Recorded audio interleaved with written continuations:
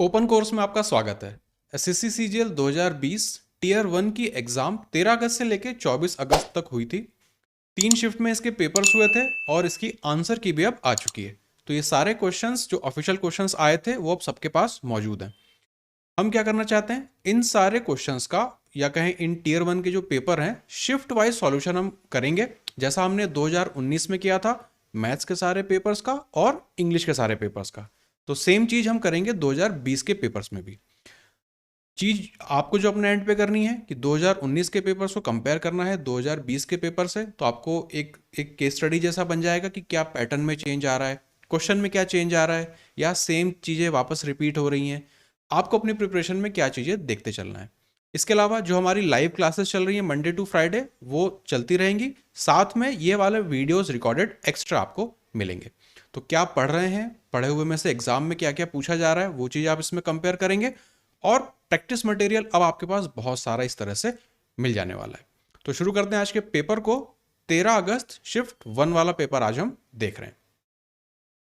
Question number 1, ए की income 45% ज्यादा दी है बी की इनकम से। तो यहां पे पहला रेशो मेरा बन जाएगा ए अपॉन बी। अगर बी को मैं 100 मान लूं तो ए को मुझे 145 मानना पड़ेगा। इस रेशो को सिंप्लीफाई कर देते हैं।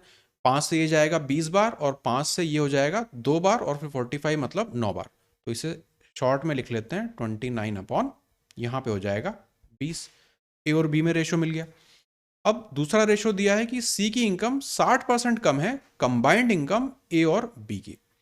अगर यहाँ पे ए प्लस बी लिखूं और नीचे सी लिखें, ए और ए प्लस बी को अगर मैं 100 मानूंगा तो सी को मानना पड़ेगा 60% कम मतलब 40। इसे सिंप्लीफाई करेंगे तो ये नीचे 2 और ऊपर 5 हो जाएगा, तो इसे हटा के 5/2 लिख लेते हैं, रेशो हो गया। तीसरा रेशो दिया है इनकम ऑफ डी 20% ज्यादा है सी से। तो अगर डी अपॉन सी लिखें, 20% का मतलब होता है 1/5, मोर का केस है तो 6/5। ये तीनों रेशो हमें दिए हुए हैं। हमें देखना है कि सी की इनकम क्या होगी और डिफरेंस हमें दिया है बी और डी की इनकम के। तो एक चीज यहां से क्लियर हो रही है कि मुझे बी, डी और सी इन तीनों के बीच में रेशो चाहिए, इनका इनकम का रेशो चाहिए। अब देखते हैं कि कैसे हमें मिल सकता है।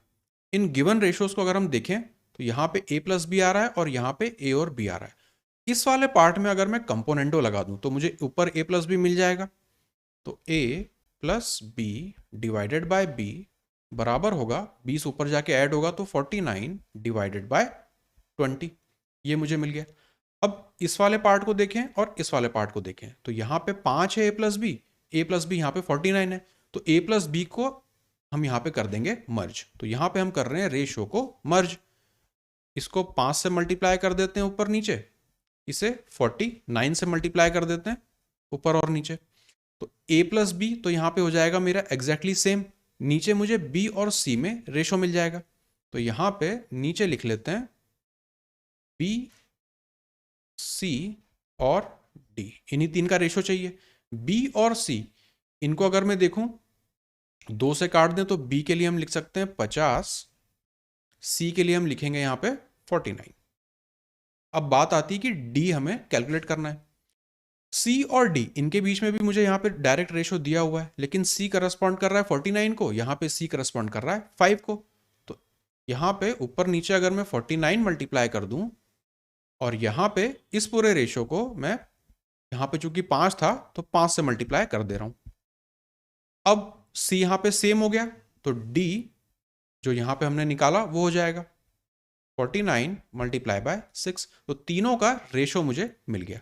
अब उन्होंने बोला है कि डिफरेंस जो है बी और डी में वो इतना दिया हुआ है। तो बी और डी इनके बीच में मुझे डिफरेंस देखना है। डी को अगर हम कैलकुलेट करें, ब्लू से लिख लेते हैं, 49 इंटू 6 है तो इसे हम मान सकते हैं 50 माइनस 1 मल्टीप्लाई बाय 6। तो 50 इंटू 6 300 देगा, उसमें से 6 घटाएंगे तो 294।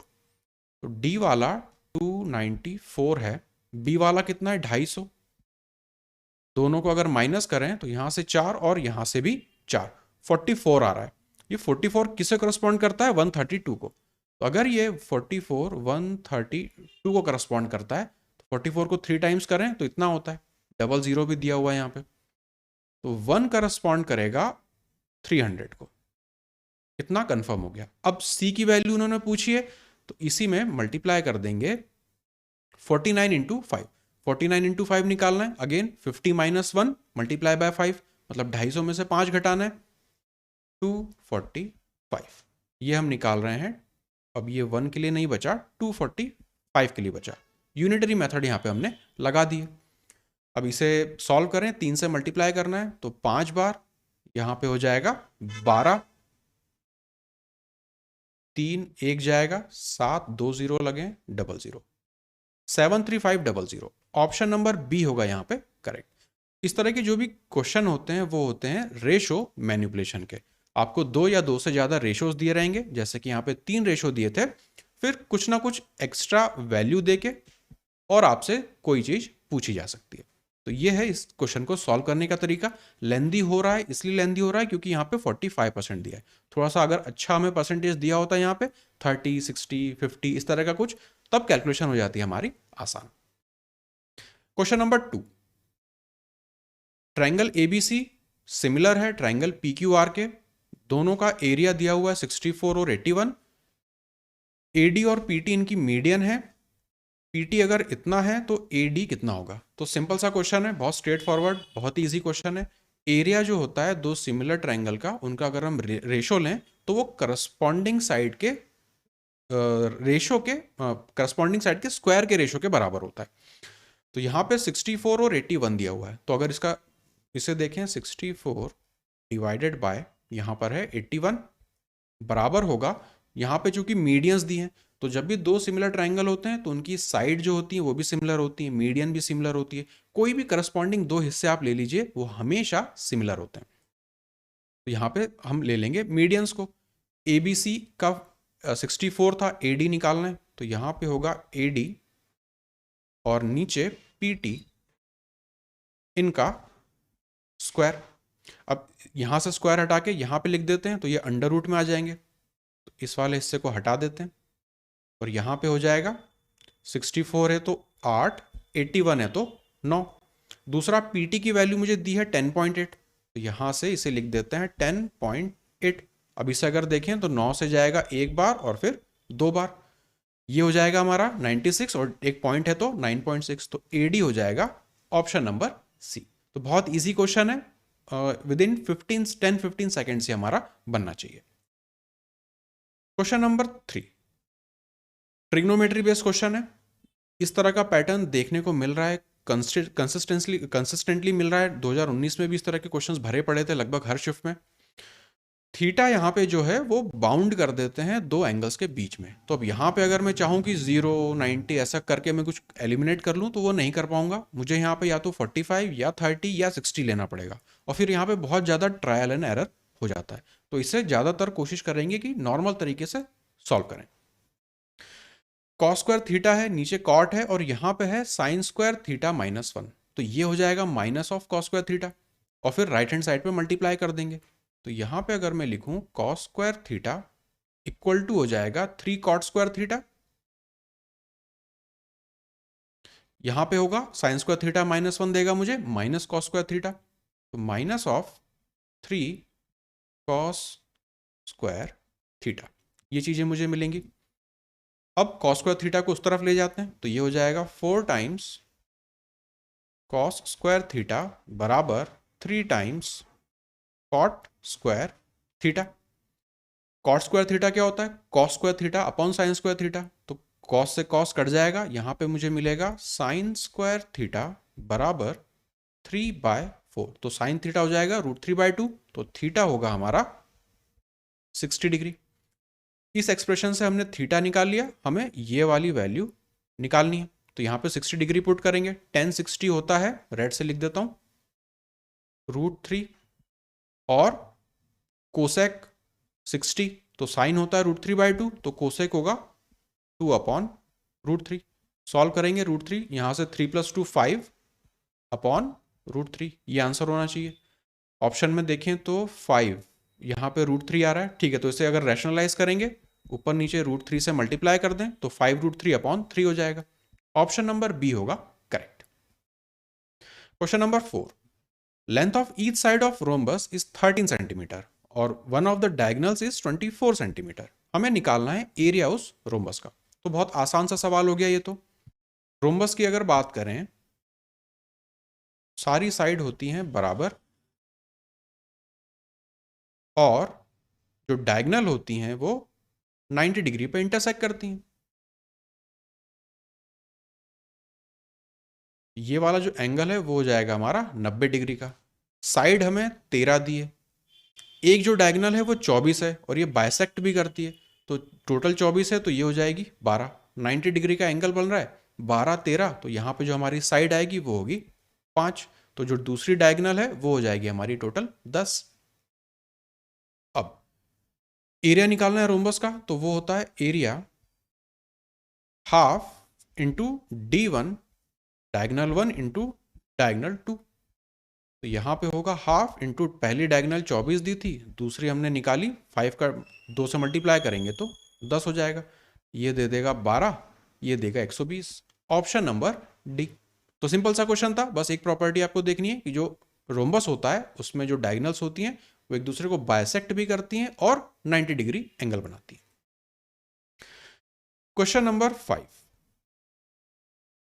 सम fruits are bought at 15 for ₹140। मतलब 140 रुपए में 15 आपको कुछ फल मिले हैं और इक्वल नंबर ऑफ फ्रूट्स।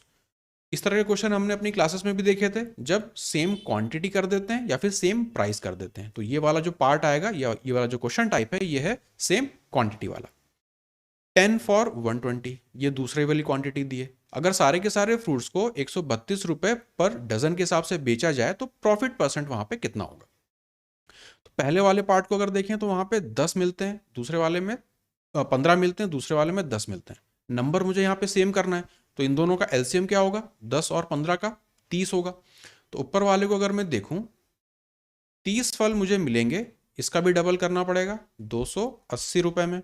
नीचे क्या होगा, 30 फल मुझे मिलेंगे, इसको मुझे 3 गुना करना पड़ेगा तो 360 रुपए में। टोटल यहाँ पे 60 फल मिलेंगे, यहाँ पे 0, यहाँ पे हो जाएगा 4 और 640 रुपए में। अब बेचते कितने रुपए में, 132 रुपए में एक दर्जन। तो 12 फल बेचे जा रहे हैं 132 रुपए में। अब क्वांटिटी यहां पे सेम करना है क्योंकि all the fruits are sold, तो 60 के 60 मुझे बेचने हैं, तो इनमें 5 से मल्टीप्लाई कर देंगे दोनों में, तो ये देगा 60, 5 से मल्टीप्लाई करें तो 5 2 ज़ा 10, 5 3 ज़ा 15 और यहाँ पे होगा 660 रुपये सेलिंग प्राइस हो जाएगी, 640 रुपये कॉस्ट प्राइस हो जाएगी। प्रॉफिट क्या होगा, 20 रुपये का। कॉस्ट प्राइस कितनी है, 640, परसेंटेज निकाल लो। ये कट जाएगा, यहां से हो जाएगा 32, ये 4 से जाएगा 8 बार, ये जाएगा 25 बार, 25/8, 8 3 ज़ा 24, 3 पॉइंट समथिंग आना चाहिए। ऑप्शन ए ही यहाँ पे सेटिस्फाई कर रहा है। तो सिंपल सा क्वेश्चन है, बस यहाँ पे 2 वेरिएशंस बनते हैं वो पता होना चाहिए। एक तो इक्वल नंबर वाला जो कि ये वाला क्वेश्चन है, दूसरा बन सकता है इक्वल प्राइस। तो 2 यहाँ पे वेरिएशन बनते हैं, क्लासेस में हम इसे देख चुके हैं, चाहे तो आप वहां पे डिटेल वीडियो देख सकते हैं। Question number 6 standard question type है, इसमें अलग अलग शिफ्ट में बहुत वेरिएशन देखने को मिला है। x is subtracted from 4 number है, इनमें से कोई एक नंबर x है जिसे सब्ट्रैक्ट करने पे ये सारे के सारे एक प्रोपोर्शन में आ जाते हैं। तो यहाँ पे x की वैल्यू पूछिए, तो ये तो बहुत डायरेक्ट क्वेश्चन हो गया। 19 minus x upon 28 minus x, proportion में आ जाएगा 55 माइनस एक्स और यहां से 91 माइनस एक्स। अब चूंकि यहाँ पे डायरेक्ट x की ही वैल्यू पूछी है तो हम यहाँ से ऑप्शन से उठा के यहाँ पे एक्सपुट कर सकते हैं और ट्राई कर सकते हैं। लेकिन कई दूसरी शिफ्ट में क्या हुआ है, इसी तरह का क्वेश्चन है प्रोपोर्शन बेस्ड, लेकिन डायरेक्ट उन्होंने x की वैल्यू नहीं पूछी है, यहाँ पे पूछ लिया कि 2x + 3 बताइए, 2x - 5 बताइए। उस केस में क्या होगा, आप ऑप्शन डायरेक्ट वहां पे पुट नहीं कर पाएंगे, तो सही तरीके से उसे सॉल्व करना ही पड़ेगा। तब यहाँ पे तो कर सकते हैं, डायरेक्ट हम पुट कर सकते हैं क्योंकि पूछा ही उन्होंने x है। तो हम देखेंगे कि नॉर्मल तरीके से अगर वैसा भी क्वेश्चन बने तो हम कैसे सॉल्व करेंगे। तो प्रॉपर तरीका यहाँ पे ये होगा, अब यहाँ पे रेशो में दोनों चीजें आ रही हैं, एक इंट्यूशन ये आती है कि हम इसे क्रॉस मल्टीप्लाई कर दें, तो वहाँ पे हो जाएगी गड़बड़, बहुत ज़्यादा आपको कैलकुलेशन करना पड़ जाएगा, तो वो तरीका या वो मेथड कभी फॉलो नहीं करना है। इस पॉइंट पर आकर जो बेस्ट तरीका होगा वो होगा कि आप यहाँ पे लगाइए कंपोनेंडो डिविडेंडो, क्योंकि आप देखेंगे एक्स के जो कोफिशिएंट है वो सारे के सारे सेम है। तो कंपोनेंडो डिविडेंडो लगाने से क्या होगा, न्यूमरेटर या डिनोमिनेटर एक जगह पे तो कम से कम आपका एक्स हट ही जाएगा। तो यहाँ पे लगा लेते हैं कंपोनेंडो डिविडेंडो। सबसे पहले ऊपर ऐड करेंगे, तो ये हो जाएगा 16 और एक 7, कैरी एक जाएगा 4, माइनस दोनों ऐड होंगे तो 2x, नीचे क्या होगा, हमें माइनस करना है, तो 19 से हम जाएंगे 9 बार, वो भी माइनस का साइन आना है, तो -9 टाइम्स x, तो यहाँ पे कैंसल आउट हो जाएगा। बराबर यहाँ पे देखें ऊपर जाके डिनोमिनेटर को ऊपर ऐड करना है, तो ये देगा मुझे 6 और ये हो जाएगा हमारा 4, माइनस ऑफ यहाँ पर भी 2x डिवाइडेड बाय, नीचे अब मुझे करना है यहाँ पे माइनस। तो 11 में से अगर 5 घटाएंगे तो वो मुझे देगा 6, यहाँ पे हो जाएगा 8, तो ये देगा 3 और आगे लगेगी माइनस की साइन, x वाला पार्ट यहाँ पे कैंसिल आउट हो जाएगा। अब इस वाली इक्वेशन को मुझे सॉल्व करना है, तो 9 माइनस साइन पहले हटा देंगे, 9 से ये जाएगा 4 बार, ऊपर सारे इवन नंबर हैं तो इसे 2 बना दो, यहाँ से 2 काट दो और ये हो जाएगा 73। अब इस 2 को इधर ले जाते हैं, क्रॉस मल्टीप्लाई कर देते हैं, 7 2 14, 4 2 8 मतलब 9 माइनस 4x बराबर होगा 73 माइनस x के। 73 को इस तरफ लाके माइनस कर दो तो वो देगा 1 और 2, 4x को उस तरफ ले जाओ तो वो हो जाएगा पॉजिटिव का 3x, ये देगा मुझे 7, तो x की वैल्यू आ गई 7। ऑप्शन नंबर बी यहाँ पे होगा करेक्ट। तो स्टैंडर्ड क्वेश्चन है, 2019 में भी इस तरह के ढेरों सवाल मिले थे। दो चीज़ें बन रही हैं, किसी शिफ्ट में डायरेक्ट वो x की वैल्यू पूछ लेता है, तब तो हम डायरेक्ट यहाँ पे ऑप्शन ट्राई कर सकते हैं, लेकिन कई बार क्या हो रहा है वो कुछ अलग चीज़ पूछ लेता है, 2x + 3 बताइए, इस तरह का एक्सप्रेशन पूछ लेता है, तब हम ऑप्शंस नहीं पुट कर पाएंगे, हमें सही तरीके से उसे सॉल्व भी करना पड़ेगा। Question number 7 average based question है। इस तरह के सवाल अगेन 2019 वाली टियर 1 में भी बहुत दिखे हुए हैं और स्टैंडर्ड पैटर्न अब ये हो गया है। डायरेक्ट चीजें आपको करनी आनी चाहिए, डेविएशन मेथड पे आपका कमांड होना चाहिए। तो डेविएशन मेथड हमने डिटेल में देखी थी जब हमने एवरेज की क्लास देखी थी एरिथमेटिक वाली पार्ट में। 28 नंबरों का एवरेज है 77, पहले 14 नंबर्स का एवरेज है 74 और एवरेज ऑफ लास्ट 15 नंबर्स है 84। अब आप देखेंगे नंबर्स हैं टोटल 28, लेकिन यहाँ पे पहले 14 आ रहे हैं और यहाँ पे बाद के 15 आ रहे हैं, मतलब टोटल 29 हो जा रहे हैं, एक नंबर दोनों में रिपीट है। अगर 14th वाले नंबर जो रिपीट हो रहा है नंबर उसे हटा दें तो बचे हुए नंबर्स का एवरेज क्या होगा। अब इसमें हम लगाते हैं हमेशा डेविएशन मेथड।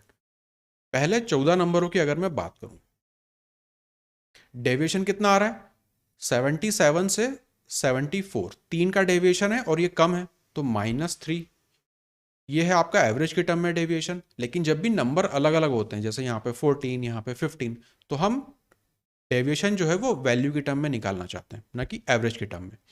तो वैल्यू की टर्म में अगर मैं देखूं, ग्रीन से मैं लिख देता हूं, ये टोटल नंबर है, ये इनका डेविएशन है, तो इनको मल्टीप्लाई करेंगे तो 14 × 3 होता है 42 और आगे लगेगा एक माइनस साइन, मतलब -42 का वैल्यू की टर्म में डेविएशन मुझे ये 14 नंबर दे रहे हैं।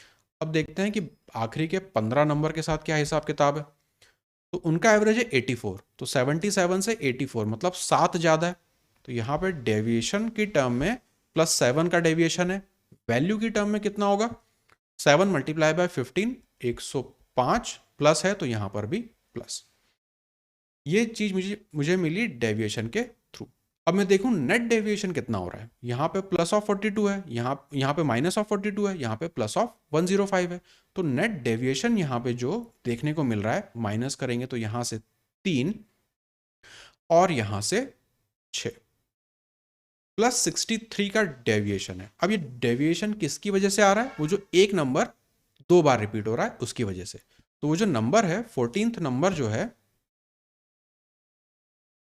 उसकी वैल्यू क्या होगी, टोटल एवरेज जो ग्रुप का था 77 प्लस डेविएशन, तो डेविएशन यहाँ पे क्या है +63। अगर डेविएशन माइनस होता तो यहाँ पे हम -63 करते, पर चूंकि यहाँ पे प्लस का है तो +63। 3 इसको दे दें तो 80 हो जाएगा, 60 जोड़ देंगे तो 140। तो जो 14th नंबर है उसकी एग्जैक्ट वैल्यू है 140। पर सवाल में उन्होंने बोला है कि एवरेज निकालिए रिमेनिंग नंबर्स का, बचे हुए नंबर्स का मुझे यहाँ पे एवरेज निकालना है। अब वो कैसे निकलेगा, ब्लैक से लिख लेते हैं। टोटल 28 नंबर हैं और यहाँ पे 77 उनका एवरेज है, तो इन दोनों को मल्टीप्लाई कर देते हैं। मतलब 28 को मल्टीप्लाई करना है 77 से। रेनबो मल्टीप्लिकेशन हम लगा सकते हैं, अपनी जो कैलकुलेशन ट्रिक थी उसमें मैंने आपको सिखाया है, आई थिंक पहला ही वीडियो है कैलकुलेशन का इस पर। तो 7 2 ज़ा 14, 7 8 ज़ा 56, फिर अंदर देखेंगे 7 8 ज़ा 56 और 7 2 ज़ा 14। यहाँ से मिलेगा 6, 6 4 10 15, कैरी जाएगा 1, तो ये से बना देगा 10 और 1 यहाँ पे 2।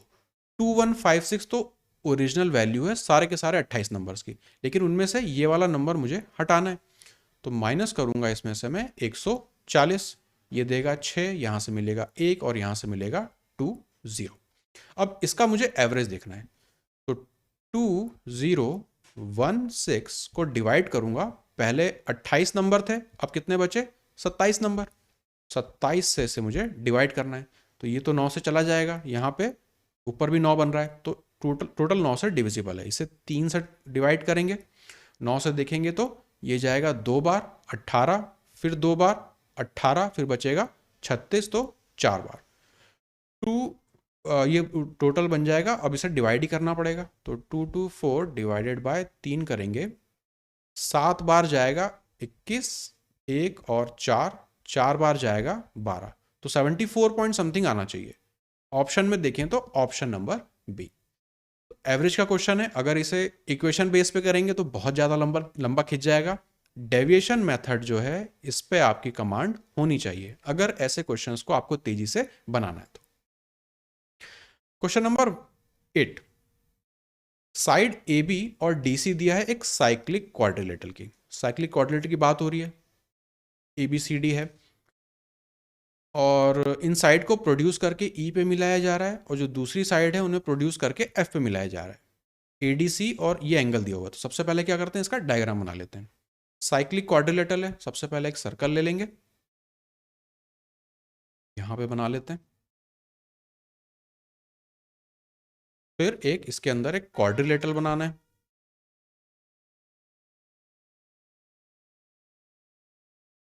साइक्लिक है तो पूरा अंदर ही रहेगा। अब इसको पहले नाम दे देते हैं ताकि कंफ्यूजन ना हो, ए बी,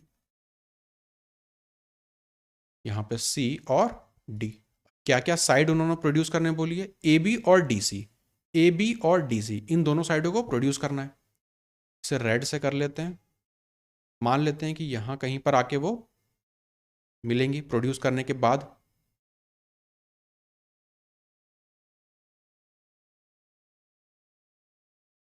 और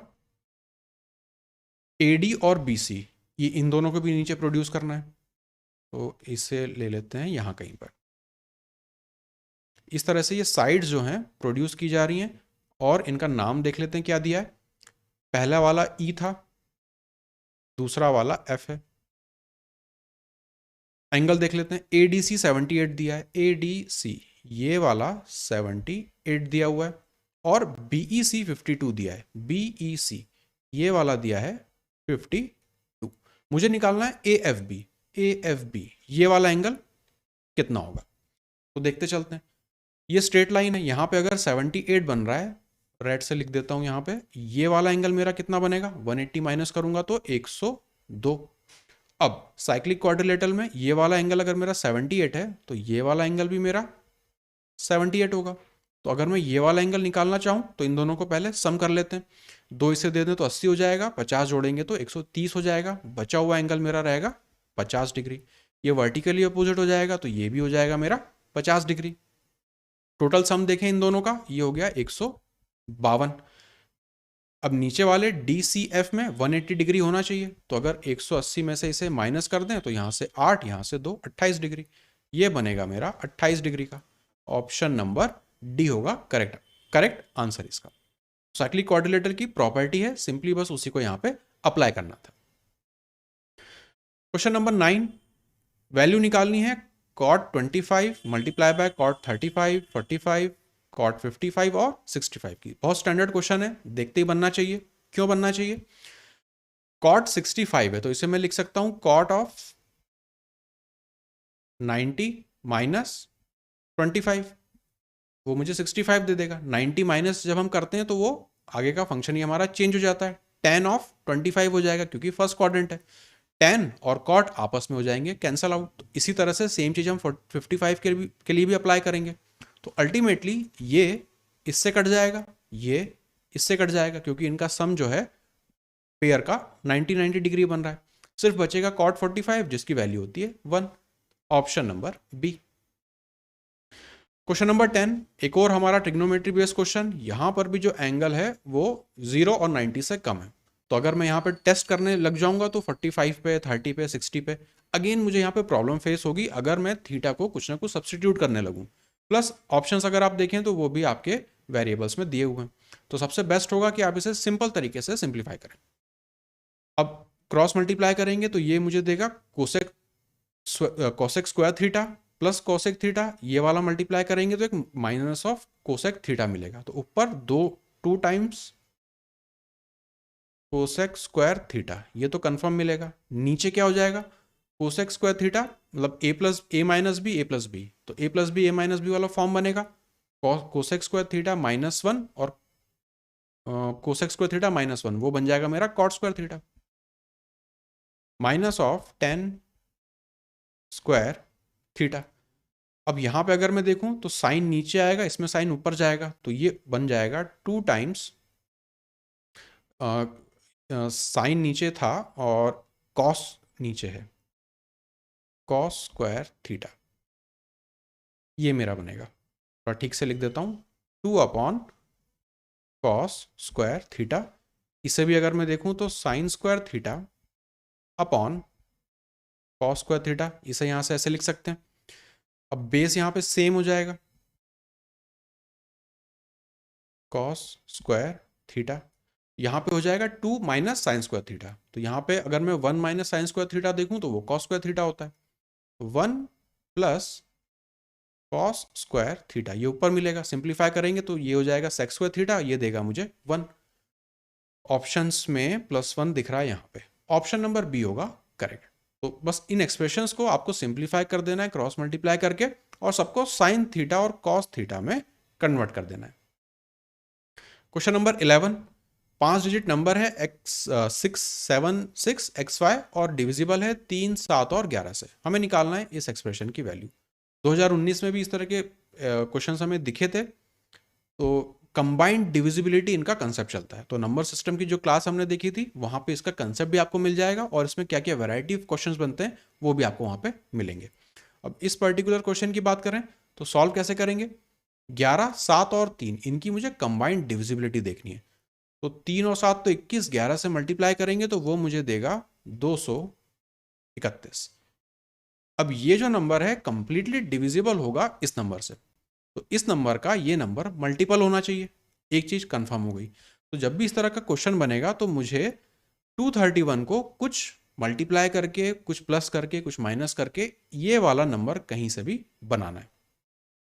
तो अगर 231 है, 676 तक मुझे ले जाना है, तो पहली इंट्यूशन आ रही कि अगर मैं इसे 3 से मल्टीप्लाई कर दूं तो ये मुझे देगा 3, 9 और यहां से देगा 6। अब यहाँ तक तो ठीक है, 2 डिजिट XY आखिरी के भी हैं तो इसे 2 0 और लगा देते हैं, तो 2 0 मुझे यहाँ पे ये मिल जाएगा। तो 5 डिजिट का नंबर तक मैं पहुंच गया जिसका जो ये वाला डिजिट है वो 6 है। अब 6 के बाद 7 आना चाहिए, यहाँ पे 6 के बाद 9 आ रहा है, मतलब 231 के कुछ और मल्टीपल्स को मुझे यहाँ पे माइनस करना पड़ेगा। अगर 231 को 10 टाइम्स अगर मैं माइनस करूं तो 231 और 0 माइनस अगर यहाँ पे हम करें ये देगा 0, यहाँ पे मिलेगा 9 और यहाँ पे बन जाएगा 12, तो ये भी मुझे देगा 9, यहाँ पे देगा ये बन जाएगा 8, तो 6 देगा और ये देगा 6, 66990। अब पर यहाँ पे 7 है और यहाँ पे 6 आ रहा है, मतलब कुछ मुझे यहाँ पे ऐड करना पड़ेगा। तो एक काम करते हैं, 231 को इस पॉइंट से हम ऐड करना शुरू करते हैं। तो 231 को अगर मैं एक बार जोड़ूं तो यहाँ से मिलेगा 1, यहाँ से 12 हो जाएगा, ये हो जाएगा 12, यहाँ पे हो जाएगा 7, यहाँ पे हो जाएगा 6, 6 7 तक तो मैं पहुँच गया, पर मुझे 6 भी यहाँ पे चाहिए। और यहाँ पे आ रहा है 2, तो 231 का 2 टाइम्स अगर मैं यहाँ पे ऐड करूँ तो वो होगा 4 बार, 6 बार, 2 बार। अब इसे अगर जोड़ें तो ये देगा 3, ये देगा 8, ये देगा 6, 7 और 6, 676 यहाँ पर भी आ गया, 676 यहाँ पर भी है। तो बचे हुए जो 2 डिजिट होंगे वो होंगे 8 और 3। तो x हो जाएगा 8, y हो जाएगा 3। अब उन्होंने पूछा है इस वाले एक्सप्रेशन की मुझे वैल्यू बताओ, 3x। तो x जो है वो 8 है, तो 8 3 ज़ा 24, माइनस 5y, y है 3, माइनस ऑफ 5। सॉल्व करेंगे 5 और 4 9। ऑप्शन नंबर सी हमारा होगा यहाँ पे आंसर। तो इस तरह के जो क्वेश्चंस होते हैं उन्हें हम डिविजिबिलिटी, कंबाइंड डिविजिबिलिटी इस तरह से देखते हैं। कई क्वेश्चंस में 1001 की डिविजिबिलिटी जो है वो भी हम डायरेक्ट लगा सकते हैं, कई क्वेश्चंस में वो नहीं लग पाती, जैसे ये वाला क्वेश्चन है। तो कहाँ पे लगेगी वो मैं आपको वीडियोस में एक्सप्लेन कर चुका हूँ, आप वहाँ पे देख सकते हैं। पर ये वाला डायरेक्ट सबसे सेफ तरीका है इस तरह के क्वेश्चंस को सॉल्व करने का। क्वेश्चन नंबर 12, कॉर्ड है जिसकी 21 सेंटीमीटर आपकी लेंथ दी हुई है, सर्कल है जिसका डायमीटर 25 सेंटीमीटर है, परपेंडिकुलर डिस्टेंस निकालनी है कॉर्ड की सेंटर से। तो स्टैंडर्ड क्वेश्चन हो गया, एक राइट एंगल ट्रायंगल यहाँ पे बनता है, क्लास में हम इस चीज़ को देख चुके हैं। तो इस तरह से एक राइट एंगल ट्रायंगल बनेगा, यहाँ पर होगा 90 डिग्री। ये जो लेंथ बनती है, बेस बनता है, ये होता है हमारे कॉर्ड की लेंथ का आधा। तो यहाँ पे ब्लू से लिख देता हूँ 21/2 ये लेंथ हो जाएगी। हाइपोटेनस क्या होगी, डायमीटर का आधा करना है, 25/2 ये हाइट है जो कि सेंटर से कॉर्ड के मिड पॉइंट तक जाती है, इसी को हमें निकालना भी है। तो इसका स्क्वायर माइनस इसका स्क्वायर करेंगे वो इसके स्क्वायर के बराबर होगा। तो यहाँ पे अगर देखें 25 का स्क्वायर 625 अपॉन 4 हो जाएगा, और यहाँ पे 21 का स्क्वायर 441 माइनस करना है, नीचे आएगा 4। इसे सब्ट्रैक्ट करें तो यहाँ से मिलेगा 4, 12 में से 4 तो 8, यहाँ पे 1 बचेगा और नीचे है हमारा 4। अब यहाँ पे ये 4 से सिंप्लीफाई होगा, 4 से हम जाएंगे 4 बार और फिर 6 बार, 46 का अंडर रूट लेंगे। तो ऑप्शन नंबर डी, सिंपल सा क्वेश्चन है। क्वेश्चन नंबर 31, एबीसी ट्रायंगल है जो कि सिमिलर है ट्रायंगल पीक्यूआर के।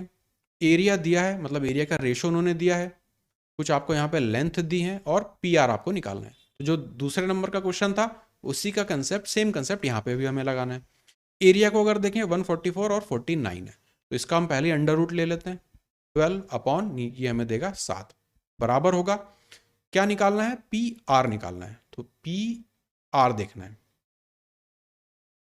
तो यहाँ पे क्या करस्पॉन्ड करेगा, ए और सी। ए और सी हमें कहाँ पे दिया है, 9। तो ये हो जाएगा 3 बार, ये हो जाएगा 4 बार। पी आर अगर देखें तो 21/4। ऑप्शन नंबर डी होगा इसका करेक्ट आंसर। क्वेश्चन नंबर 14, किसी काम को करने में ए और बी अल्टरनेट डे काम करते हैं, एक दिन ए करता है एक दिन बी करता है, और काम शुरू कौन करता है, बी करता है। A alone can complete the same work in 24 days. अगर दोनों इसी तरह से एक एक दिन छोड़ के अगर काम करते हैं तो इतने दिनों में टोटल काम कर लेते हैं। बी अकेला 7/9 पार्ट कितने दिनों में करेगा। अब ये जो है बहुत इंटरेस्टिंग क्वेश्चन है, लॉजिक बेस्ड क्वेश्चन है। क्वेश्चन आपका बड़ा है पढ़ने में, लेकिन यहाँ पे एक लॉजिक चलता है। जब भी इस तरह के हमारा दिया होता है तो ये चीज हमें देखनी है। स्टार्टिंग पॉइंट हम यहां से करेंगे, बी शुरुआत करता है, तो बी किस किस दिन काम करेगा, पहले दिन, फिर तीसरे दिन, फिर 5वें दिन, फिर 7वें दिन, फिर 9वें दिन और फिर 11वें दिन। उसके आगे तो है नहीं, 11 1/3 पे खत्म हो जाएगा। तो बी ने 6 दिन काम किया, बचे कितने दिन, 5 1/3, उतने दिन ए ने काम किया, तब जाके हमारा टोटल काम खत्म हुआ। लेकिन यहाँ पे हिंट दी है कि ए जो है वो अकेला उस पूरे काम को 24 दिन में वो कर सकता था। तो यहां से हम देखेंगे एफिशिएंसी की टर्म्स में कि अगर मैं बी की एफिशिएंसी लूं तो बी अपनी एफिशिएंसी से जितना काम 6 दिन में करता है उतना काम ए कितने दिनों में करेगा। तो यहां पे अगर हम देखें ए ने कितने दिन काम किया, 5 1/3 मतलब 16/3, इतने दिनों तक ए ने काम किया। तो जो बचा हुआ काम रहेगा वो बी ने किया होगा 6 दिनों में। तो ये जो बचा हुआ काम है उसे हमें देखना है ए की टर्म्स में। तो 24 डेज में टोटल काम ए कर लेता। कितने दिन उसने काम किया? 16/3 माइनस अगर इसे हम करें तो ये हमें देगा 72 माइनस 16 डिवाइडेड बाय 3। तो ये हो जाएगा 66 माइनस 10 56/3 56/3। ए का इतने दिनों का काम बी के 6 दिनों के काम के बराबर होगा। बस यही हमें यहां से चाहिए था। Multiply by 56 divided by 3। ये जो एक्सप्रेशन है यहीं से सब कुछ मिलेगा, क्योंकि मुझे ए और बी के बीच की एफिशिएंसी का रेशो चाहिए, तभी मैं टोटल वर्क वहां पे एज्यूम कर पाऊंगा। तो इस चीज को मैं रिपीट कर देता हूं। क्योंकि यहाँ पे अल्टरनेट डे वो लोग काम कर रहे थे और टोटल काम उन्होंने इतने दिनों में कंप्लीट किया। इसमें से भी 6 दिन जो है वो बी ने काम किया, और जो बचे हुए इतने दिन थे वो ए ने काम किया। तो इसको उल्टे तरीके से आप समझो। अगर ए इतने दिनों में उसने कुछ काम किया था, बचा हुआ काम टोटल बी ने किया होगा, तभी काम कंप्लीट हुआ है। तो अगर इतने दिनों का काम ए ने किया तो और 24 दिनों में वो काम को पूरा कर सकता था, तो इसका सिंपल सा मतलब होता है कि बी ने 6 दिनों में जो काम किया वो ए के उन बचे हुए दिनों के बराबर होना चाहिए। तो यहां से हम निकाल लेते हैं अब एफिशिएंसी को। ये इसे 2 से काट दें तो ये हो जाएगा 3 बार, ये हो जाएगा हमारा 28 बार। तो ए और बी का अगर मैं एफिशिएंसी रेशो देखूं तो वो मिलेगा 9/28 का। ये मुझे मिल गया उनका एफिशिएंसी का रेशो। अब 9 अपनी 9 की एफिशिएंसी से 24 दिनों में काम पूरा कर सकता है। तो टोटल वर्क की अगर मैं बात करूं तो वो होगा 9 की एफिशिएंसी से 24 दिनों तक। ये हो गया मेरा पूरा वर्क, पूरा काम। बी को कितना करना है उसका? 7/9। तो मल्टीप्लाई करेंगे 7/9, और बी को अकेले ही करना है तो बी की एफिशिएंसी कितनी है? 28 यूनिट। इसमें नीचे 28 लिख लो, 9 से इसे काट दो, 7 से ये 4 बार, और ये जाएगा 6 बार। 6 दिनों में बी ये पूरा काम करेगा। तो ऑप्शन नंबर डी। बस इस पूरे क्वेश्चन में ये वाला जो पार्ट है यही निकालना सबसे इंपॉर्टेंट था। बाकी सारा कैलकुलेशन यहां पे बहुत आसान है। Question number 15। A shopkeeper earns a profit of 21% after selling a book at 21% discount on printed price, मतलब मार्क प्राइस। रेशो निकालना है कॉस्ट प्राइस का सेलिंग प्राइस से। रेशो निकालना है कॉस्ट प्राइस का सेलिंग प्राइस से। अब अगर वो प्रॉफिट कमा रहा है 21% का, तो डायरेक्ट यहां पे तो हमारा रेशो निकल जाएगा। सेलिंग प्राइस 121 हो जाएगा, कॉस्ट प्राइस हमारा 100 हो जाएगा। अगर यहां पे वो रेशो पूछते कॉस्ट प्राइस और मार्क्ड प्राइस का, तब तो मैं अपना वो इफेक्ट मेथड यहां पे लगाता। हिंदी में अगर देखें तो क्रय मूल्य और विक्रय मूल्य, वही आपका सेलिंग प्राइस और कॉस्ट प्राइस ही उन्होंने यहाँ पे पूछा है। तो सिर्फ मुझे ये 21% देखना है, इसी से मुझे रेशो मिल जाएगा। अगर यहाँ पे वो कॉस्ट प्राइस मार्क्ड प्राइस पूछता, तब तो मैं अपने इफेक्ट मेथड लगा के उसे निकाल लेता। पर अगर 21% का प्रॉफिट कमा ही रहा है तो मुझे सीधा पता चल गया ना कि कॉस्ट प्राइस अगर 100 है तो सेलिंग प्राइस मेरा 121 होगा। ऑप्शन देखें, ऑप्शन नंबर बी यहाँ पे करेक्ट है। तो पता नहीं ऐसा क्वेश्चन उन्होंने क्यों ड्राफ्ट किया, हो सकता है क्वेश्चन में कुछ गलती उन्होंने कर दी हो, पर एज ऑफ नाउ इस क्वेश्चन के हिसाब से यही हमारा आंसर होना चाहिए। Question number 16। x plus 1/x की वैल्यू दी है और x टू द पावर 5 ये वाला एक्सप्रेशन की वैल्यू निकालनी है। स्टैंडर्ड क्वेश्चन है, एक बार इसको क्यूब करते हैं, एक बार स्क्वायर करते हैं और उसे मल्टीप्लाई करते हैं। पहले अगर इसे हम क्यूब कर लें तो ये मुझे देगा, सिर्फ इस वाले पार्ट को मैं देख रहा हूँ अभी। पहले अगर आप इसका एक्सप्रेशन मैं आपको बता दूं तो x to the power 5 plus 1/x to the power 5, ये जब भी आपको निकालना हो तो वो मुझे मिलेगा x square plus 1/x square, इसकी value multiply by x cube plus 1/x cube minus x plus 1/x। ये स्टैंडर्ड फॉर्मूला चलता है इसे निकालने के लिए, वही चीज़ हमें यहाँ पे निकालनी है। तो पहले अगर इसका स्क्वायर निकाल लें, ब्लैक से लिख लेते हैं, तो 4 4 जा 16 और उसमें से 2 हम घटाएंगे तो 14। तो ये वाला पार्ट जो है वो मुझे मिला 14 मल्टीप्लाई बाय, अब क्यूब निकालना है तो 64 और यहाँ से माइनस होके जाएगा 3 × 4 मतलब 12। तो यहाँ से 2 यहाँ से 5, 52 माइनस कर मल्टीप्लाई करना है और माइनस करना है x प्लस 1/x जो कि है 4। इसे सॉल्व करेंगे, ये हमारा मिल जाएगा। यहाँ पे लगा देते हैं रेनबो मल्टीप्लीकेशन, तो 0 5 4 2, ठीक से लिख देता हूँ, 0 5 4 2 ज़ा 8, 5 4 ज़ा 20 और ये 0 2, यहाँ से 8, यहाँ से 2, यहाँ से 7, 728 में से 4 घटाएंगे तो 724। ऑप्शन नंबर डी होगा इसका करेक्ट आंसर। तो ये वाला स्टैंडर्ड एक्सप्रेशन है, ये आपको पता होना चाहिए। Question number 17, x plus Y की वैल्यू दी है, इसका रेसिप्रोकल करके दिया है और क्यूब वाली टर्म मुझे निकालनी है। अब अगर मैं क्यूब का डायरेक्ट फॉर्मूला मुझे पता है, ये तो x plus Y multiply by X square plus Y square minus of X Y होना चाहिए। तो एक्स वाई तो मुझे यहाँ से मिल जाएगा, स्क्वायर टर्म कहाँ से मिलेगी, इसका अगर मैं स्क्वायर निकालूँ तो पहले इसका होल स्क्वायर कर लेते हैं। X square plus Y square plus 2xy बराबर होगा 16 के। अब एक्स वाई मुझे नहीं पता है तो वो मुझे यहाँ से मिल सकता है, इसे अगर सिंप्लीफाई करें तो ऊपर हो जाएगा x प्लस वाई जो कि 4 के बराबर है, नीचे हो जाएगा एक्स वाई।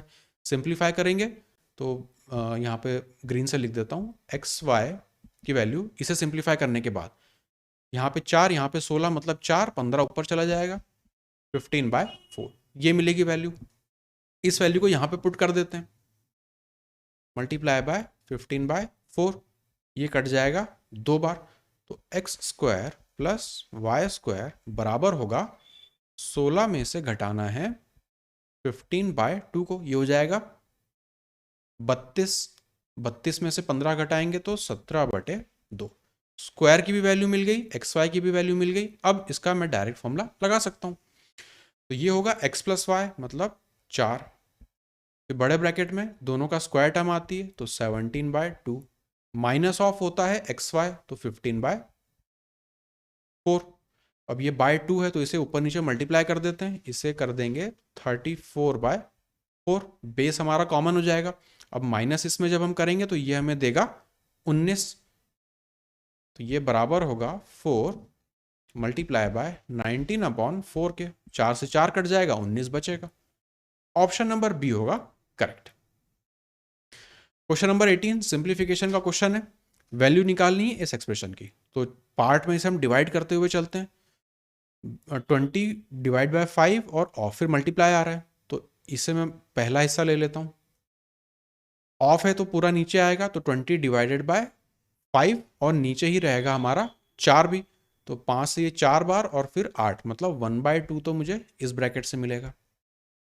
मल्टीप्लाई करूंगा, अब अगर बड़ा ब्रैकेट ये वाला पूरा ले लूं, इतने हिस्से को सॉल्व करें, यहाँ से मिलेगा 3, फिर यहाँ पे डिवाइड है तो इसे पहले नीचे लेना पड़ेगा, 3 से डिवाइड करेंगे तो 2 हो जाएगा, 9/2 यहाँ से मिलेगा। फिर माइनस मुझे करना है, इस वाले ब्रैकेट को देख लेते हैं, ऑफ है तो ये पूरा एक्सप्रेशन नीचे आ जाएगा, 10 यहाँ से कट जाएगा, 1/4 बचेगा, 1/4 हो गया। ये हो गया हमारा 9/4 माइनस 1/4, 8/4 मतलब 2। Option number D.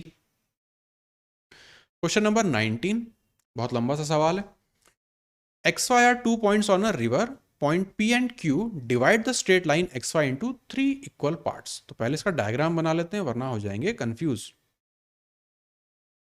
इस तरह से पॉइंट मान लेते हैं एक्स और वाई, उसमें 2 पॉइंट है जो कि इसे 3 बराबर हिस्सों में बांटते हैं, एक यहाँ ले लेते हैं, थोड़ा और इस तरफ कर देते हैं और एक इस तरफ कर देते हैं, नाम लिख देते हैं, ये हो गया P, ये हो गया Q, यहाँ पर है X, यहाँ पर है Y। Time taken by boat to row from X to Q, X से Q तक जाने में, और Y टू Q, Y से लेके Q, डाउन स्ट्रीम कौन सा है, रिवर फ्लोज अलोंग XY, ठीक है, तो रिवर जो है वो इस डायरेक्शन में जा रही है, तो ये डाउन स्ट्रीम डायरेक्शन हो जाएगी, हमारी अपस्ट्रीम हो जाएगी। डाउनस्ट्रीम जाने में 4 यूनिट लगता है x से लेके q तक, और अपस्ट्रीम आने में लगता है y से लेके q तक 5, तो x से लेके q तक 4, y से लेके q तक 5। हमें निकालना है ratio of speed of boat downstream and that of river current, ठीक है, बोट की डाउनस्ट्रीम स्पीड देखनी है और रिवर की स्पीड यहाँ पे देखनी है। अब यहाँ पे 2 चीज़ मुझे देखनी है, यहाँ से लेके यहाँ तक का मुझे 4 यूनिट हिस्सा दिया हुआ है, तो 1 यूनिट का मैं निकाल सकता हूँ, इसका जस्ट आधा हो जाएगा मतलब 2 यूनिट। इसका मुझे एक पार्ट का दिया हुआ है 5 यूनिट। तो अगर डाउनस्ट्रीम डायरेक्शन में 2 यूनिट लग रहा है तो अपस्ट्रीम डायरेक्शन में एक ही हिस्से को हम ले लेते हैं, 2 हिस्से, क्योंकि तीनों हिस्सों में बराबर बराबर रहेगी, स्पीड तो चेंज होगी नहीं। अपस्ट्रीम में अपस्ट्रीम में कितना होगा? 5 यूनिट। इतनी इस एक्स वाई वाले पार्ट, यहीं से हमारा सारा आंसर निकल जाएगा। तो 5 और 2, एक काम करते हैं, एक्स और वाई जो है इसे 10 किलोमीटर हम एज्यूम कर लेते हैं, क्योंकि अल्टीमेटली रेशोज ही निकालने हैं तो वैल्यू से कोई फर्क पड़ेगा नहीं। इसे 2 घंटे मान लेते हैं, इसे 5 घंटे मान लेते हैं। इतनी चीजें हो गई मेरी क्लियर। स्पीड निकालूं अगर मैं डाउनस्ट्रीम, तो बोट प्लस करंट की स्पीड क्या होगी? 10 डिवाइडेड बाय 2, 5, ये हो गई। अब अपस्ट्रीम निकालूं अगर मैं, तो boat minus current, 10 divided by 5, 2, ये दोनों मुझे स्पीड मिल गई। यहां से बोट की जो स्पीड होगी वो क्या होगी? 5 प्लस 2 डिवाइडेड बाय 2 मतलब 7 बाय 2, और करंट की जो स्पीड होगी वो 5 माइनस 2 डिवाइडेड बाय 2 मतलब 3 बाय 2। तो बोट और करंट का रेशो मुझे यहाँ पे मिल गया। बोट और करंट का रेशो है 7:3। लेकिन उन्होंने हमसे speed of boat down stream पूछा है और रिवर, तो रिवर तो ठीक है, डाउन स्ट्रीम क्या होगा? 7 + 3 मतलब 10, रिवर का क्या है? 3। यही मेरा आंसर हो जाएगा, 10:3। ऑप्शन नंबर सी होगा करेक्ट। तो लेंथी क्वेश्चन है, पर ऐसे क्वेश्चन प्रीवियस ईयर में कहीं ना कहीं देखने को मिला हुआ है, जहां पे इक्वल लेंथ हमारी बनती हैं और उसी के हिसाब से हमें चीज़ों को डिवाइड कर देना होता है। तो हम एक यूनिट पे आ जाते हैं। सिंपल एक यूनिट को पकड़ो, वहां पे आप कुछ भी डिस्टेंस अपने हिसाब से एज्यूम कर लो, स्पीड को जो टाइम दिया था उसके रेशियो को अपने हिसाब से आप मैनिपुलेट कर लो और सिंपली उसे सॉल्व कर लो। क्वेश्चन नंबर 10, कंपाउंड इंटरेस्ट यहां पे मुझे निकालना है। इस सम पे 1/4 आपका टोटल ईयर्स दिए हुए हैं, 15% पर एनम है, और कंपाउंडिंग हो रही है आपकी 5 मंथली कंपाउंडिंग है यहाँ पे। तो सबसे पहले तो रेट परसेंट को देख लेते हैं। 15% पर एनम है मतलब 12 महीने के लिए 15% है। 5 मंथली कंपाउंडिंग है तो 5 महीने के लिए कितना होगा?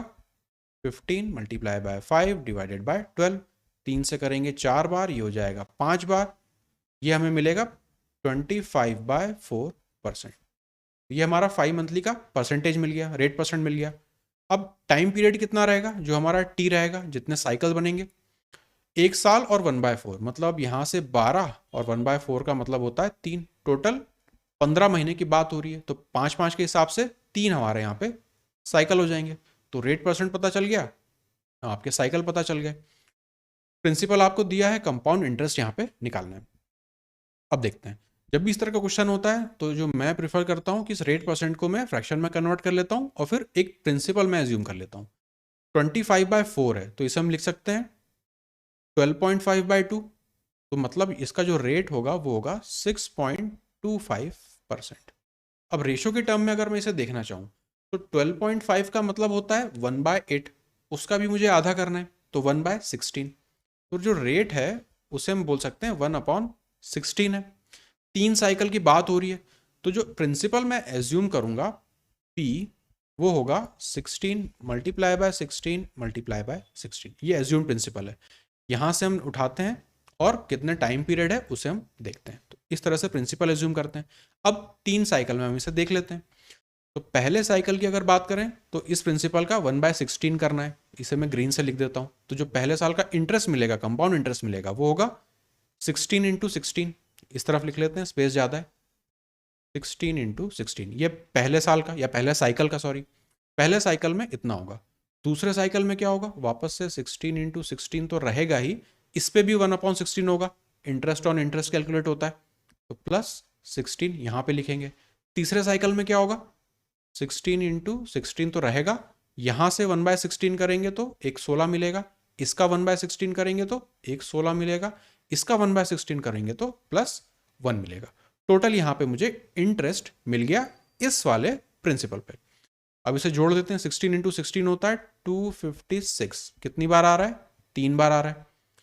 सॉल्व करें तो ये हो जाएगा 18, फिर 15 मतलब 6, एक ऊपर जाएगा 7, 768 तो यहाँ से आ रहा है, और 16 मुझे दिख रहा है यहाँ पे 3 बार, तो इसमें 48 को जोड़ दो और एक तो प्लस 1 कर दो, 8 टू ज़ा 16, यहाँ पे हो जाएगा 7, कैरी जाएगा 1, 10 कैरी जाएगा 1, 8, 817 मेरा इंटरेस्ट आएगा जब प्रिंसिपल मेरा ये होगा। अब 16 का क्यूब ये मुझे पता है 4096 होता है। तो अगर आपका प्रिंसिपल इतना होगा तो आपका जो इंटरेस्ट है वो ये मिलेगा। यहां पे हम लगा देंगे यूनिटरी मेथड। तो अगर आपका प्रिंसिपल 8192 होगा तब आपका इंटरेस्ट कितना होगा? जस्ट हमने कैलकुलेट किया है 4096 और प्रिंसिपल कितना दिया है 8192। तो आप देखेंगे 4096 जो है इसको 2 से मल्टीप्लाई करें तो ये हमें मिल जाता है। इसका मतलब ये जो हमने अभी निकाला है इंटरेस्ट, इसी को बस डबल कर देना है। यूनिटरी मेथड यहाँ पे लग रही है। डबल करेंगे तो 7 टू ज़ा 14, यहाँ पे हो जाएगा 3, 8 टू ज़ा 16, 1634। ऑप्शन नंबर सी होगा इसका करेक्ट आंसर। तो ये स्टैंडर्ड अच्छा तरीका है, बहुत ज़्यादा इसमें डेसिमल वगैरह में हमें नहीं जाना पड़ता। नेचुरल नंबर्स आते हैं उसी में हमें काम करना रहता है। तो ये अच्छा तरीका है, मैं इस तरीके को प्रिफर करता हूँ। अब देखते हैं क्वेश्चन नंबर 21 को। अगेन ऐसे क्वेश्चन हमको 2019 में भी देखने को मिले हैं। तो अगर वो वाले वीडियोस आपने नहीं देखे हैं तो आपको वो डेफिनेटली देखने चाहिए। बहुत ज़्यादा, एटलीस्ट इस वाले जो शिफ्ट का पेपर है और 2019 में जो पेपर्स आए हैं बहुत ज़्यादा डिफरेंस बिल्कुल भी नहीं है। इनफैक्ट बहुत ज़्यादा सिमिलर पेपर्स हैं ये। अब A X square B Y square C X Y और A plus B minus C की वैल्यू निकालनी है। तो यहाँ पे कंपैरिजन बेस्ड क्वेश्चन बनता है। इसे सिंप्लीफाई करके इस टर्म में लेके जाना है और वहां से ए बी सी को हमें सॉल्व, मतलब यहाँ से कंपैरिजन बेस पे निकालना पड़ता है। इसे यहाँ पे अगर हम देखें तो 8 को अंदर कर दो, इसे पूरा क्यूब की टर्म बना लो। तो 2x प्लस 2y का होल क्यूब बन जाएगा। माइनस 27 को अंदर कर दो तो 3x माइनस 3y का होल क्यूब बन जाएगा। अब ये जो फॉर्मेट हो जाएगा, ये इसे अगर आप m बोल दो तो m क्यूब माइनस इसे n बोल दो, n क्यूब हो जाएगा। तो a cube minus b cube का जो फॉर्मूला रहता है वो यहाँ पे लग जाता है। उसी को हमें लगाना है क्योंकि कंपैरिजन बेस्ड क्वेश्चन है ये। इक्वल टू आएगा, नीचे लिख देता हूं ताकि क्लैरिटी रहे।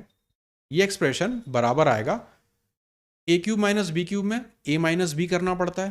तो 2x माइनस 3x करेंगे तो माइनस x आएगा, 2y minus of minus 3y मतलब 5y आएगा। तो पहला वाला तो सही आ गया, 5y माइनस x पहला ब्रैकेट हो गया।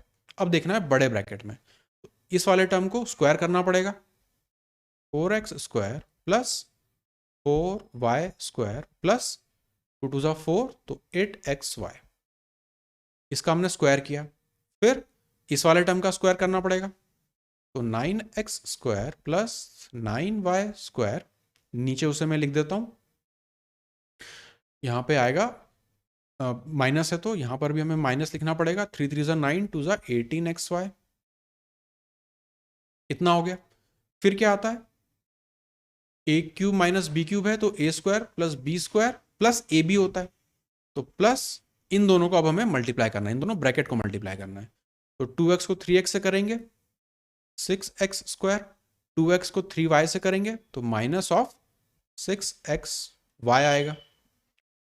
फिर दूसरी वाली टर्म को देखते हैं, इसे इससे मल्टीप्लाई करेंगे तो 6xy यहां से भी मिलेगा प्लस 6xy, इसे इससे मल्टीप्लाई करेंगे तो माइनस ऑफ 6y स्क्वायर मिलेगा।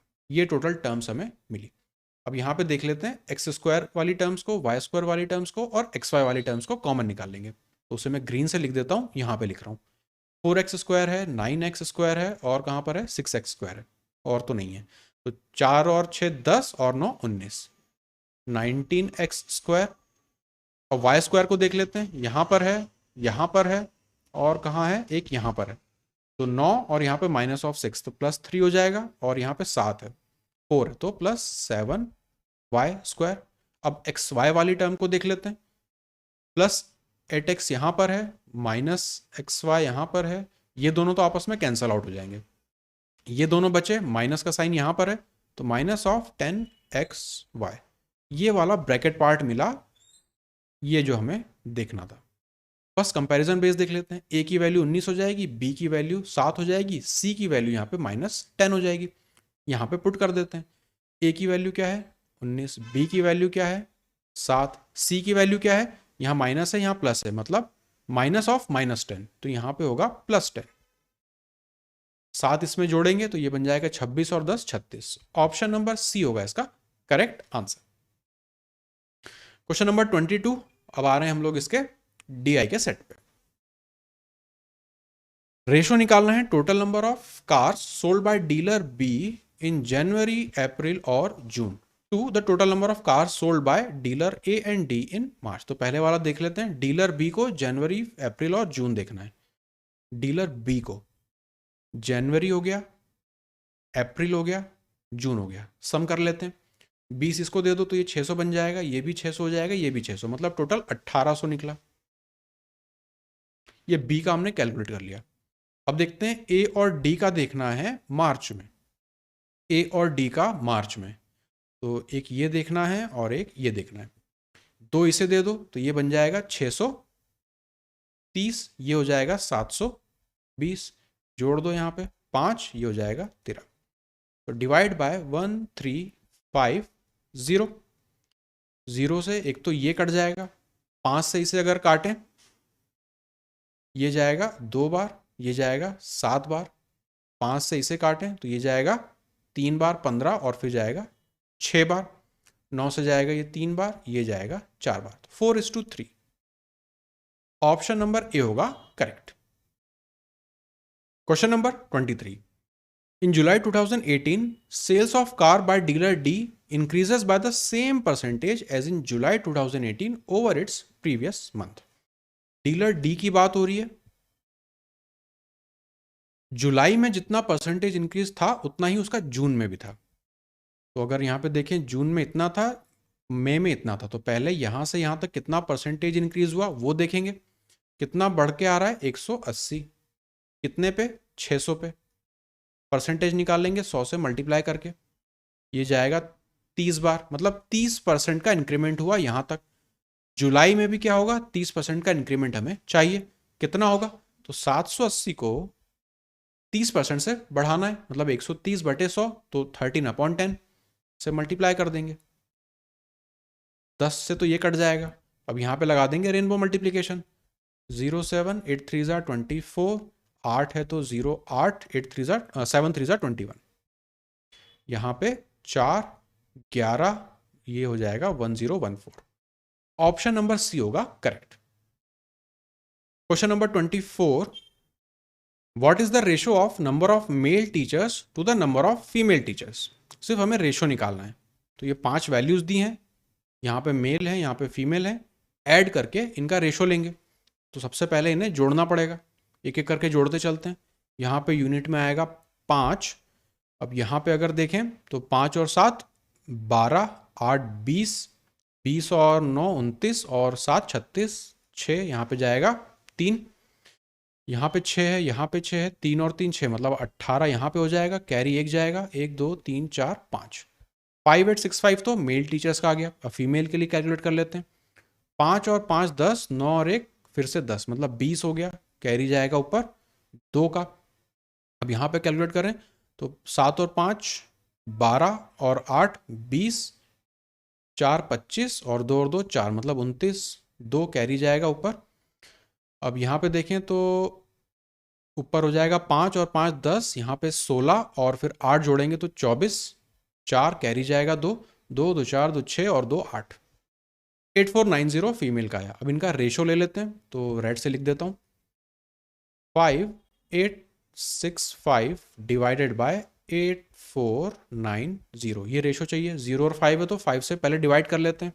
5 से जाएगा ये 1 बार, फिर जाएगा 1 बार, फिर 7 बार और फिर 3 बार, ये जाएगा 1 बार, फिर जाएगा 6 बार, 49 हो जाएगा, तो 9 बार, फिर यहाँ पे 8 बार, 1698। अब इसे अगर देखें तो 2 से तो होगा नहीं, 3 से होगा क्या, ऊपर 10 और 12 ऊपर तो हो जाएगा, नीचे हो जाएगा 10 और फिर 8 और फिर 6 नीचे भी होगा, तो 3 से इसे काट देते हैं। 3 बार यहाँ पे जाएगा, 9 बार में 27 और फिर 1 बार, 3 से इसे देखें तो 5 बार, फिर 6 बार और फिर 18 तो 6 बार, 391/566। अब ये हो जाएगा 13 ऊपर और नीचे भी नहीं होगा। ऑप्शन अगर देखें 391/566, यस, ऑप्शन नंबर डी होगा इसका करेक्ट आंसर। तो सिंपल क्वेश्चन था, अब सिर्फ उन्होंने ऐड यहां पे करा के आखिरी में एक डिवाइड करवाया। इस पेपर का आखिरी question, in which year cell is more than 90% of the production. तो यहां पे प्रोडक्शन दिया है 1000 में, सेल्स भी आपको दी हुई है, हमें देखना है कि 90% से ज्यादा कब था। अब इसका 90% ना निकाल के हम क्या करेंगे, इसका 10% इसमें से माइनस करके देख लेंगे, तो उससे हमें आइडिया लग जाएगा किस तरह से है। तो 2015 वाले की अगर मैं बात करूं तो 1250 है, इसका अगर 10% देखें तो 125 होगा, माइनस करें तो ये 125 और यहाँ पे है 1, इतना होता है 90%। ये तो 90% से कम है, तो यहाँ पर नहीं है। फिर दूसरे का अगर देखें 1400 का, तो 1400 में से 10% मतलब 140 हमें घटाना है। यहाँ से होगा 0, यहाँ से हो जाएगा 6, यहाँ से होगा 2 और एक 1260, यहाँ पे है 1290 मतलब ज़्यादा है, तो ये वाला हमें चाहिए। फिर 1450 को देखें, 1450 10% कितना होगा 145, माइनस कर देंगे, यहाँ पे हो जाएगा 5, यहाँ पे हो जाएगा 0, यहाँ पे 2 और 1, 1205, ये तो जबकि 1100 ही है, तो यहाँ पर भी नहीं होगा। 1500 को देखें, 10% होगा 150, माइनस करेंगे, यहाँ पे 0, यहाँ पे 5, यहाँ पे 3 और यहाँ पे 1, और यहाँ पर है 1450, तो यहाँ ज़्यादा है, ये वाला हम कंसिडर करेंगे। 1600 को देखें, 160 इसमें से माइनस कर देंगे, 0, यहाँ पे 4, यहाँ पे बचेगा 5, तो ये भी 4 और 1, 1440, ये तो कम है, तो इसे भी नहीं लेंगे। तो 2016 और 18 में ही ऐसा पॉसिबल है जहाँ पे 90% से ज़्यादा प्रोडक्शन हुआ हो। तो 16 और 18 कहाँ पे दिख रहा है, ऑप्शन नंबर ए में दिख रहा है और कहीं पे नहीं है। ऑप्शन नंबर ए हो जाएगा इसका करेक्ट आंसर। तो ये था हमारा ओवरऑल पेपर 2019 के जो हमने सॉल्यूशन किए थे CGL 2019 टीयर 1 के, उससे बहुत ज़्यादा डिफरेंट ये पेपर नहीं था, सेम पैटर्न फॉलो हो रहा है। इनफैक्ट जो क्वेश्चन टाइप आ रहे हैं वो भी बहुत ज़्यादा इसमें सिमिलर है, कोई एक्स्ट्रा चीज़, कोई एक्स्ट्रा ऐसी चीज़ जो पहले ना आई हो ऐसा कोई भी नहीं है, सेम चीज़ फॉलो हो रही है। तो 2019 के जो पेपर हैं उन्हें देखना मैंडेटरी है अगर आप आगे की एग्ज़ाम की तैयारी कर रहे हैं CGL की, क्योंकि आगे भी यही पैटर्न कंटिन्यू होता फिलहाल तो दिख रहा है। 19 में भी यही चीज़ थी, 20 में भी यही चीज़ थी, तो हो सकता है कि आगे भी चीज़ें ऐसी हों। तो 19 के भी पेपर आपको देखते हुए चलने हैं और 2020 के तो अभी हम कर ही रहे हैं। तो आई होप कि सेशन आपके लिए यूजफुल रहा हो। आगे की शिफ्ट के हम क्वेश्चंस भी सॉल्व करते जाएंगे, सारे शिफ्ट वाइज क्वेश्चंस रहेंगे, प्लस जो हमारी डेली लाइव क्लासेस चल रही हैं वो भी चलेंगी मंडे टू फ्राइडे। साथ में जब जब मुझे टाइम मिलता जाएगा मैं सॉल्यूशन वीडियोस रिकॉर्ड करके अपलोड करता जाऊंगा। Thank you.